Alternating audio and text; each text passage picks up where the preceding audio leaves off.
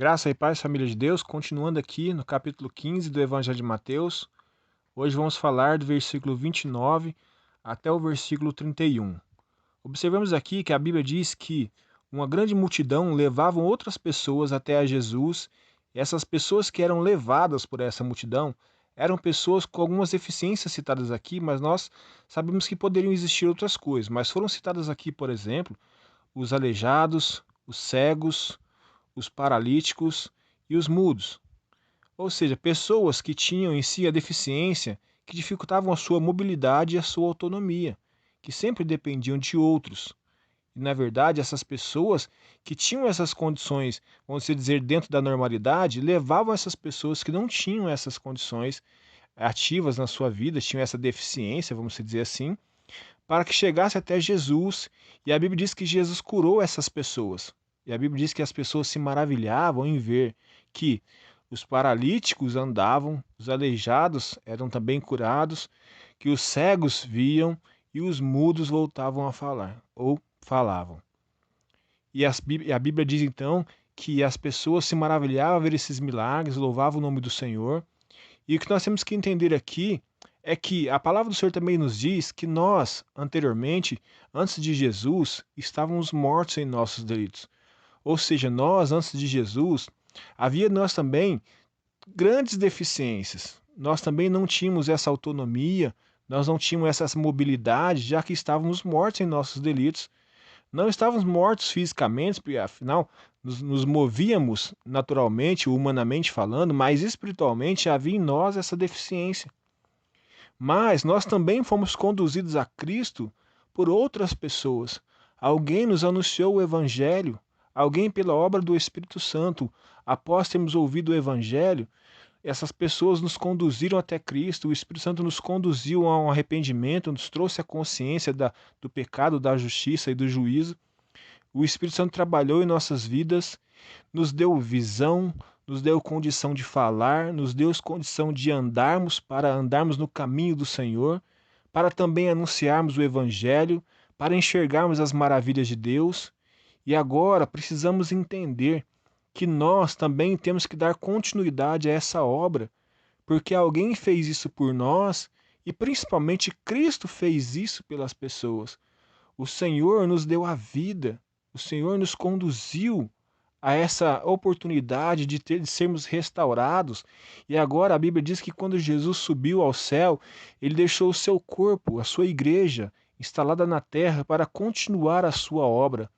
E como nós vemos nesse texto, essas pessoas que tinham essa mobilidade, essa autonomia, usavam essa bênção que eles tinham para abençoar outras pessoas, para conduzir aquelas pessoas que não tinham esses benefícios até a Cristo, para que essas pessoas pudessem ser abençoadas.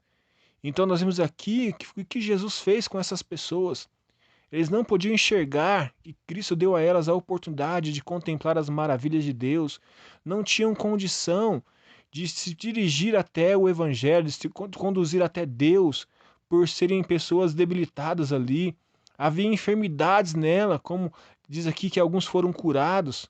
As pessoas não tinham fala, agora podem falar com o Senhor, não tinham vida para ser expressa através dessas habilidades humanas.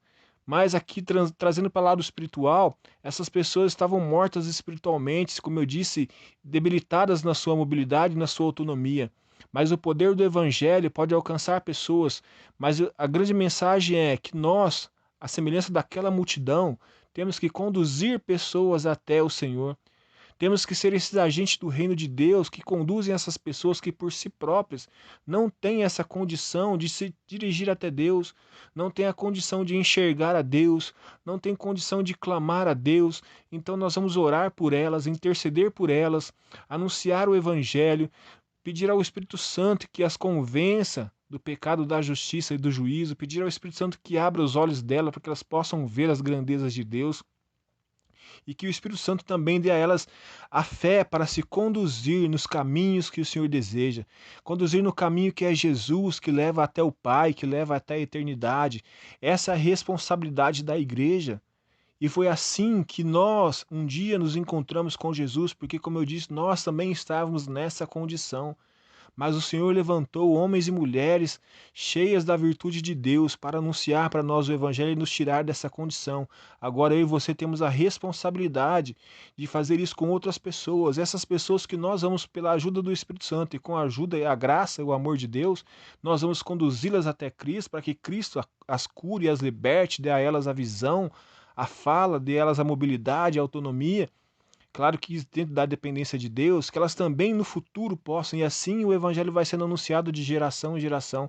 Essa é a disposição que Deus deseja encontrar em nós. Essa é a mensagem que o Espírito Santo nos mostra nesse texto.